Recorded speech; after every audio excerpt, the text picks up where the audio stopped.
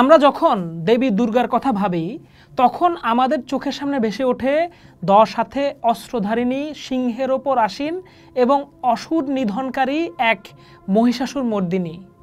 কিন্তু এই রূপটি তার একমাত্র পরিচয় নয়। দুর্গা হলেন আদি পরাশক্তি, যার থেকে এই বিশ্বব্রহ্মাণ্ডের সমস্ত শক্তির সৃষ্টি।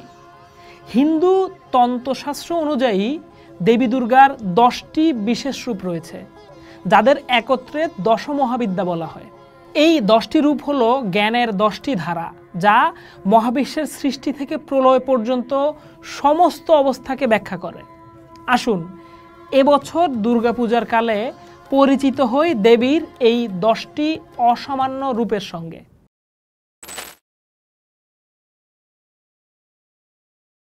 কালী। দশমহাবিদ্যার প্রথম রূপ হলো কালী। তিনি সময়ের প্রতীক, সৃষ্টি এবং ধ্বংস উভয়কে নিয়ন্ত্রণ করেন।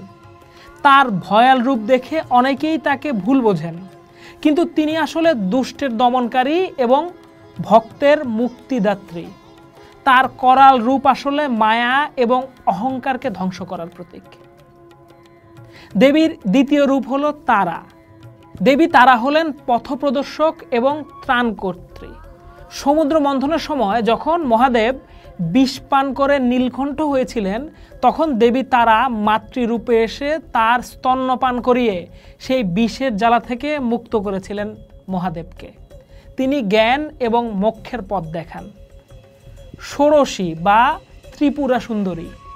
ইনি 16 কলায় পরিপূর্ণ এক দেবী, যিনি সৌন্দর্য, সমৃদ্ধি এবং ঐশ্বর্যের প্রতীক। তাকে ললিতা বা রাজরাজেশ্বরীও বলা হয়। তিনি জীবনের পূর্ণতা এবং আনন্দের প্রকাশ। 4. ভুবনেশ্বরী। দেবী ভুবনেশ্বরী হলেন এই বিশ্বব্রহ্মাণ্ড বা ভুবনের ঈশ্বরী। তিনি স্থান বা স্পেসের প্রতীক। তার থেকেই সমস্ত জগতের সৃষ্টি এবং তিনি সকল কিছুকে ধারণ করে আছেন।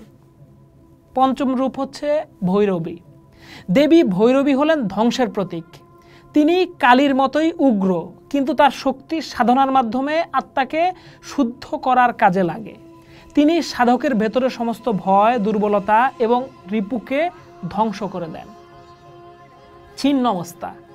দশমহাবিদ্যার সবচেয়ে রহস্যময় এবং প্রতীকী রূপটা হলো ছিন্নমস্তা। তিনি নিজের মস্তক নিজেই কেটে তা থেকে নির্গত রক্ত নিজে এবং তার 2 সহচরকে পান করান। এই ভয়ঙ্কর রূপের আড়ালে লুকিয়ে আছে জীবন ও মৃত্যুর চক্রের এক গভীর দর্শন। তিনি আত্মত্যাগ এবং প্রাণের পুনর্জন্মের প্রতীক। ধূমাবতী। দেবী ধূমাবতী হলেন এক বিধবা দেবী, যিনি রথবিহীন এক বাহনে চলেন। তিনি শূন্যতা, অভাব এবং মহাপ্রলয়ের প্রতীক। তার পূজা করা হয় জীবনের সমস্ত দুঃখ, কষ্ট ও দুর্ভাগ্য থেকে মুক্তি পাওয়ার জন্য। তিনি শেখান যে সব কিছু শেষ হয়ে যাওয়ার পরেও নতুন শুরুর সম্ভাবনা থেকে যায়। বগলামুখী। ইনি শত্রুকে স্তব্ধ করে দেন। তার হাতে থাকা মুগুর দিয়ে তিনি ভক্তের শত্রুদের এবং তাদের অহংকারকে চূর্ণ করে দেন। তিনি আইনি লড়াই বা বিতর্কে জয়লাভের জন্য পূজিত হন। মাতঙ্গী। দেবী মাতঙ্গী হলেন জ্ঞানের দেবী। তিনি দলিত এবং সমাজের প্রান্তিক মানুষের দেবী হিসেবেও পরিচিত। তিনি উচ্ছিষ্ট খাবার গ্রহণ করেন, যা প্রমাণ করে যে তিনি সমাজের কোনো ভেদাভেদকে মানেন না। তিনি শিল্প, সংস্কৃতি এবং বাকশক্তির দেবী। কমলা। দশমহাবিদ্যার শেষ রূপ হলেন কমলা বা কমলকামিনী। তিনি ধন, সমৃদ্ধি এবং সৌন্দর্যের দেবী, লক্ষ্মীর তান্ত্রিক রূপ। তিনি জীবনের সমস্ত জাগতিক সুখ এবং সৌভাগ্য প্রদান করেন। দশমহাবিদ্যার এই 10টি রূপ আসলে জীবনের 10টি ভিন্ন অবস্থার প্রতীক। জন্ম থেকে মৃত্যু, আনন্দ থেকে বিষাদ, সৃষ্টি থেকে ধ্বংস। জীবনের প্রতিটি অধ্যায়ের পিছনে রয়েছে আদিশক্তির একটি রূপ। দেবী দুর্গা তাই শুধু একজন অসুর বিনাশিনী দেবী নন, তিনি হলেন সেই সম্পূর্ণ শক্তি যার মধ্যে এই মহাবিশ্বের সমস্ত জ্ঞান ও রহস্য লুকিয়ে আছে। এই বছর দুর্গাপূজায় আমরা দেবী দুর্গার বিভিন্ন রূপ নিয়ে আলাপ করব। দুর্গাপূজার বিভিন্ন অনুষঙ্গ নিয়ে গভীরে আলোচনা করব।